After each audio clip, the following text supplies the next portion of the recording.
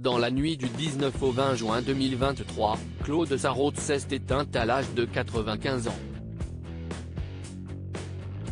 Depuis, les hommages se multiplient sur toutes les plateformes audiovisuelles. Sur RTL, son ami Laurent Ruquier a même décidé de lui dédier entièrement son émission des grosses têtes. Invité à témoigner, le chroniqueur Stevie Boulet a fait des confidences sur la fin de vie de la journaliste. Claude Sarraute n'est plus et ses nombreux amis pleurent sa perte depuis l'annonce de son décès.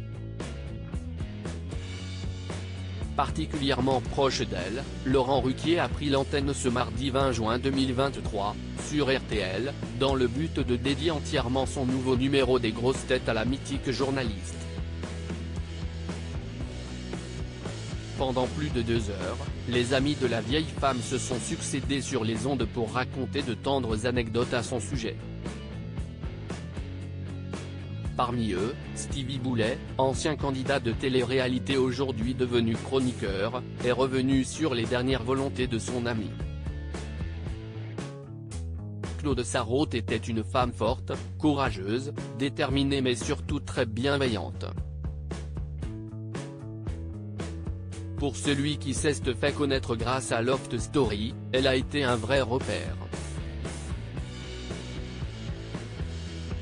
Quand j'ai commencé dans la bande de Laurent Ruquier, note de la rédaction, Claude c'était le personnage rassurant. Parmi tous ces monstres je la voyais avec ses cheveux blancs, son grand sourire, ses chemisiers colorés et son étoile de David discrètement arborée. Elle était curieuse. Je me rappelle qu'à fur et à mesure des émissions on avait sympathisé, alors j'allais chez elle et je lui présentais mes petits copains. Je lui racontais mes histoires de fesses, elle adorait ça, a-t-il expliqué, faisant ainsi rire tous les chroniqueurs. Mais Claude Sarraute c'était aussi une bonne vivante, un brin tête brûlée. Elle a bien profité de la vie quand même. Elle n'était pas la dernière pour boire un verre et fumer une clope, elle aura fait ça jusqu'au bout quand même. C'était un sacré personnage, un mythe, tout le monde la connaissait, elle était reçue comme une reine, a-t-il continué avant de préciser qu'elle était partie naturellement.